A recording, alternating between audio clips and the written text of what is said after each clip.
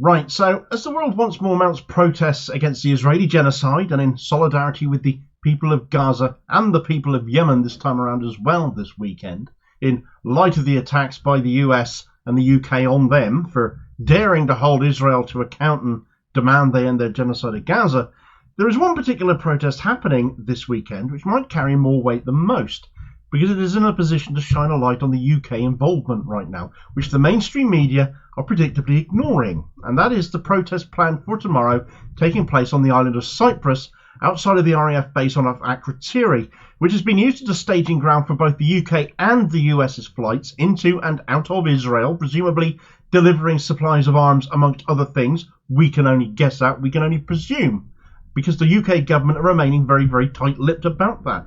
However, Akrotiri has also been revealed to be the launch site of the RAF strikes on Yemen in the last few days, showing the strategic importance of this airbase to both the UK and the US as a staging ground for their involvement in the Middle East.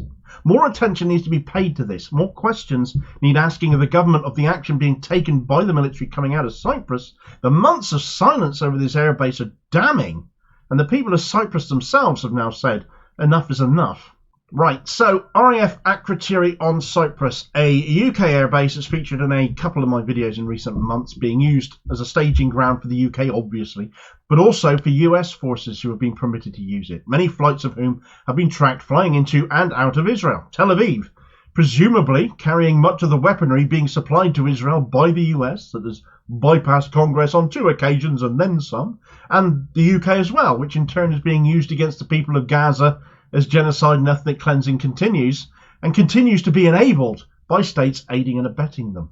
Massive questions are left unanswered, the old national security line being wheeled out to cover this, but frankly, knowing what is going on in Israel and Gaza right now, seeing it with our own eyes, and knowing these flights have been going in and out of Israel, because flight plans and flight logs are a matter of public record, they have to be so as not to disturb commercial flights, it's not difficult for people to draw their own conclusions. The caginess of the government to admit what they are up to only adds to people's suspicions.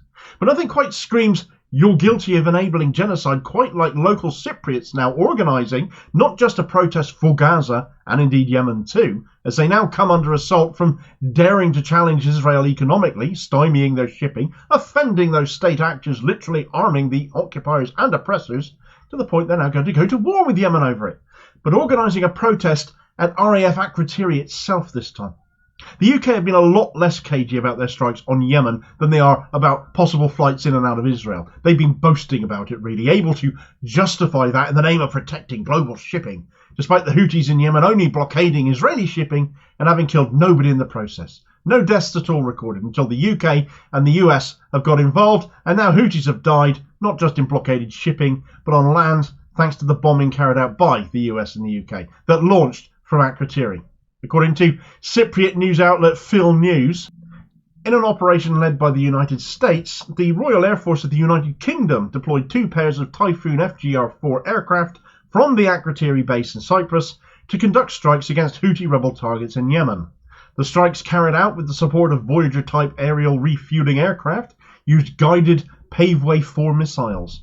The British Ministry of Defence revealed that the targeted areas included buildings in the Banai region of northwest Yemen, a hotspot for Houthi drone launches for reconnaissance and attacks. Additionally, a military airport in the city of Al-Hudaydah, a launching point for cruise missiles and drones towards the Red Sea, was struck.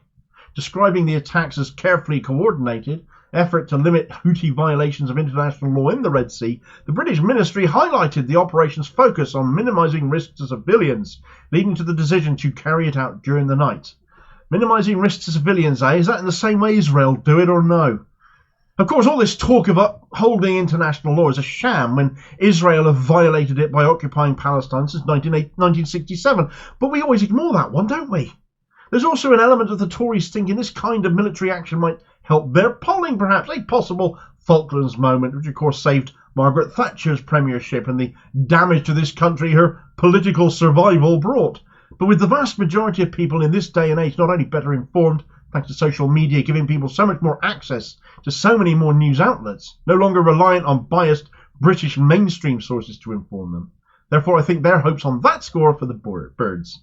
They will be condemned for what they have done instead, not least of which because It was an unelected Prime Minister without a mandate of his own giving the orders for this, with the support of an unelected Foreign Secretary, all without the assent of Parliament. But hey, the leader of the opposition supported him in this as well, so, well, Sunak will probably be fine in which case. Nonetheless, the people of Cyprus, who see the flights leaving, who know what their island is being used for, have had enough. They're disgusted by it, and a protest organised for tomorrow, 14th of January, Sunday, 11 a.m. local time, has been organised by the Cyprus Peace Council. They've issued a statement on the matter saying, "We call on everyone to join the demonstration to condemn the airstrikes being carried out from the British bases to transport war material to support the Israeli army's operations in the Gaza Strip. We convey the message that we are struggling to make Cyprus a bridge of peace and cooperation between the peoples. The Cypriot people do not want British military bases in their country. They represent a constant danger to our country and to the peoples of the region. That is precisely why we demand their closure. We demand that the government of the Republic of Cyprus at long last demands explanations to be given regarding the military activities of the British bases, and that it express in practice its solidarity with the Palestinian people. They want the bases gone, and you can understand their sentiments. Cyprus is not a large island, and the UK military have control of some 3% of the island. A big fat target is getting painted on Cyprus if things continue to escalate, therefore, as more and more nations, more powerful, more well-armed nations in the Middle East may yet get involved. The staging ground for almost all US and UK activity, as Akrotiri appears to be right now, as Cyprus appears to be right now. They are also right to demand explanations of their leaders, as right now the president of Cyprus, Nikos Christodoulides, is denying his island is being used as a base to supply Israel with military equipment, despite it seeming all but certain. But we certainly know as fact at this point, because our leaders have admitted it, that it has been used as a staging point to launch attacks on Yemen. Protests have been held in Cyprus already, but this is the first time the people have taken it directly to the doorstep of the UK military on their island. The rumour is the turnout is going to be absolutely huge tomorrow. I shall watch and wait with interest. And if you watch this video next, which I highly recommend you do, where the RAF's involvement in Israel gets detailed so far as we're able to, as far as Akrotiri is concerned, I'll hopefully catch you on the next vid. Cheers, folks.